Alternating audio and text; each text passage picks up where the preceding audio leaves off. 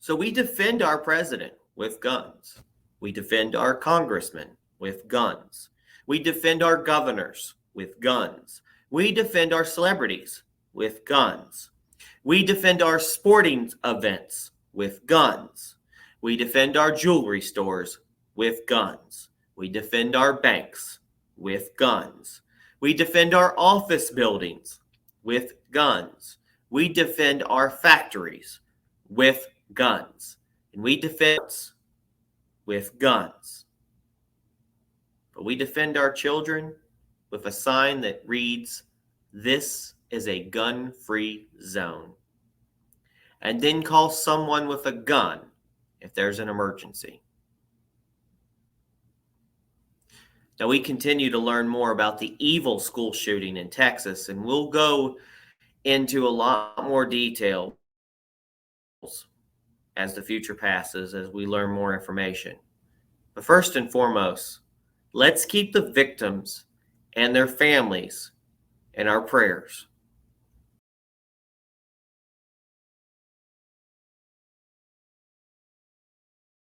God bless their souls and families.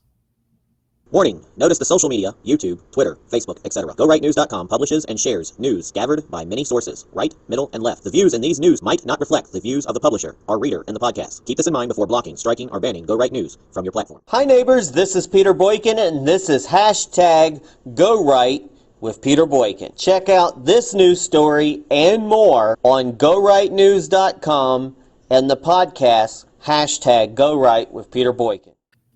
Thanks for tuning in to hashtag Go Right with Peter Boykin, bringing you some latest news.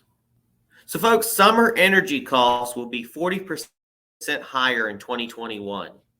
And 83% of Americans are dissatisfied with the U.S.'s direction under Biden. And 51% of Americans say limiting damage to U.S. economy is more important than sanctions on Russia. So 18-year-old school shooter Salvador Ramos wrote, quote, "I'm going to shoot an elementary school," in a Facebook message, 15 minutes before crashing his car into a ditch and running toward the school where a Uvalde school district officer engaged him. Now, mind you, I just found out more information that he was picked up years before because he had planned to shoot up a school when he turned 18. This was years ago. They knew about it. There's even accounts that the FBI was in the same chat rooms as this individual. Makes you wonder why they couldn't have stopped this person from doing what they did. Now, it's unclear how, but the shooter evaded the officer and entered through a back door and barricaded himself in a fourth grade classroom where he opened fire on the students and teachers inside. Now, they say all fatalities took place inside that classroom, but new information says that it was more than that. So an off-duty agent from an elite tactical unit is the hero who killed Salvador Ramos before he could continue his massacre. The agent is a member of CBP's Border Patrol Tactical Unit, BORTAC, rushed into the school while the shooter was still active and began exchanging rounds with the gunman, who was barricaded inside a fourth grade classroom, according to the Citizens Free Press. It's pretty sad. There's more information coming out every day. There's a lot of controversial going on about how long it took for police to go inside, 40 minutes, while an active shooter was in there. How many lives could have been saved? How many lives could have been saved if someone, just one person inside, was trained to take the person out? Recently, there's a news story about a graduation party where an individual, a black individual with an AR-15, entered that party, was probably going to shoot people. A trained gun-toting woman who was trained properly, who had a sidearm for protection, shot that man dead before he could kill anyone. That is what the difference between a gun-free zone and non-gun-free zone is.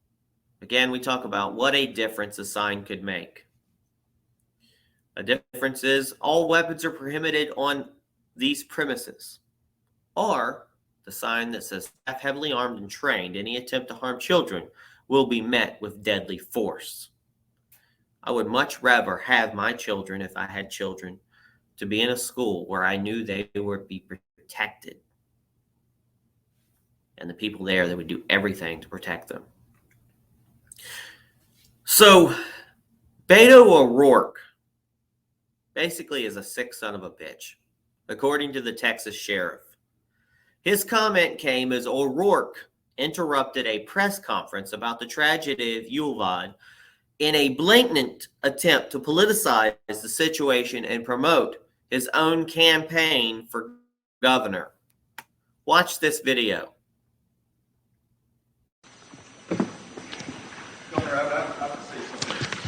Excuse me. Excuse me. Excuse me. Sit down. You're out of line and an embarrassment. Sit down and don't play this stuff. The next shooting is right now, and you are doing nothing. No, he needs to get his ass out of here. This isn't the place to talk this over. This is totally predictable when you... Sir, you're out of line. Sir, you are out of line. Sir, you are out of line. Please leave this auditorium.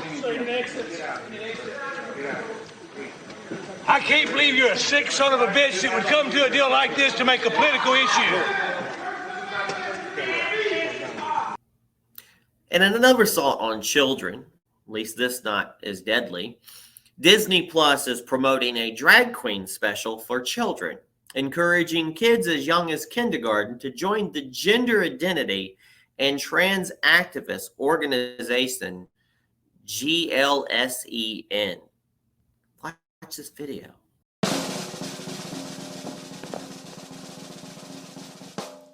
Hello, and welcome to the Disney Plus This Is Me Pride Celebration Spectacular.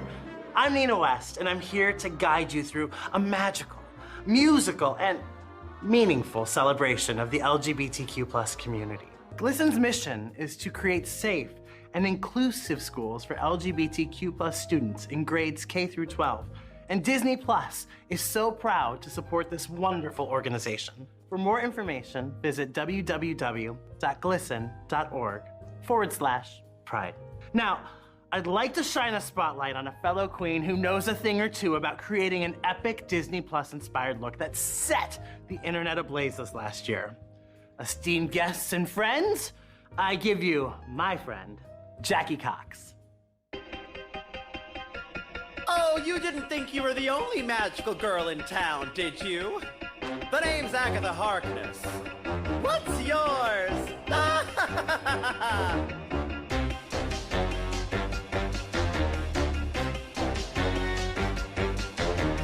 Who's been messing up everything? It's been Agatha all along.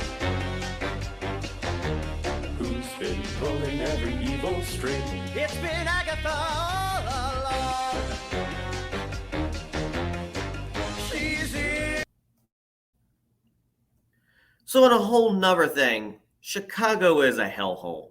While a news crew was doing a report about gun violence in Chicago, a man appeared behind the reporter and pointed a gun at the camera. This was during a Fox 32 broadcast. Watch this shocking footage. I'm Natalie Bumke with a frightening situation that unfolded this morning while our colleagues were live on the air. Chicago police have issued a community alert about the incident. They are trying to track down the man in these photos. Around 7 o'clock this morning at the corner of Clark and Hubbard, while our reporter was in the middle of a live report about gun violence in Chicago, a man walked up and pointed what appeared to be a firearm at our crew. Right now, police are calling this man a person of interest, accused of aggravated assault with a firearm. If you have any information regarding who he is or where he is, please contact Chicago Police. Our reporter and photographer were not injured, and we want to say thank you to the viewers who are watching Good Day Chicago and called or emailed to make sure our crew was okay. And now we turn to a wow of the footage. It's footage leaked from a D.C. prison, or as they say, D.C. Gitmo, where January 6 political prisoners are being held. Look at the conditions. It's horrible. Hello, today is April 11th, 2022. It is 10:49 a.m. I want to show you something. So I'm back in my old cell because of the clogged toilet. Look, I don't know if you'll be able to see, but they left water, poop water, presumably, on the ground. Can you see it? Can you see it? If not, well, it's there. But even crazier, right? So I don't know if I mentioned if it's my birthday, but it is. And I got my own version. I kid you not, man. I could not believe it. I got my own version of fireworks coming from my sink. It was the most disgusting explosion I've ever seen in person. And I collected some samples. And I'm going to bring it in court and present it. But this is some. I don't know if you can make this out, but this is some of the fluid that shot out from that sink. This is not drugs, okay? This is a headphone case. And look at this, bro. I shoved it in there with it because it exploded all over my toothbrush. It was right next to the sink, like the sink over there. So imagine, let me put this down. Turn the light on. I want you to imagine. Look at that. So imagine that sink, the hole, just shot up and like stuff went all over. Let me get a better view. And stuff just went like from like there and like shot up to here, and it splattered everywhere. It was, dude. And so I collected it. It was all over my toothbrush. I had to get a new toothbrush. Fortunately, they had one this time. My goodness, dude. I don't know if this is black mold. I don't know if this is just really nasty mildew, but it came from the sink. Bro, this is some nasty looking stuff, man. Either way, it can't be healthy, and the fact that the sink is doing that, that's crazy. So, this is proof. I've got it. Hopefully I could be able to turn it in to the court or my lawyer and have investigate it on the 14th. The problem is, though, when I bring this out, I'm gonna see this bag with like black and green, nasty looking substance. They're probably gonna think it's drugs. It's not drugs, and so I'm gonna have to put like potential black mold or mildew exhibit, and hope that they don't take it, and also try to cover it up. But if not, they don't know. They don't know that I'm recording these things yet. So eventually, this will get out to the public. Even if they say you're lying or we didn't take it, I'm not going to be able to present this video until months later, but today is April 11th, 2022. Yeah, man. See, bro, happy birthday to me. I was like, psh. I was like, oh, what's going on? So it's been a week now that I've been in solitary. They're supposed to get this dealt with within 72 hours. But you know, when they say an investigation is underway, they forget like their policy. So I'm just still here 1 week later, not being moved. So yeah. Okay. Bye-bye.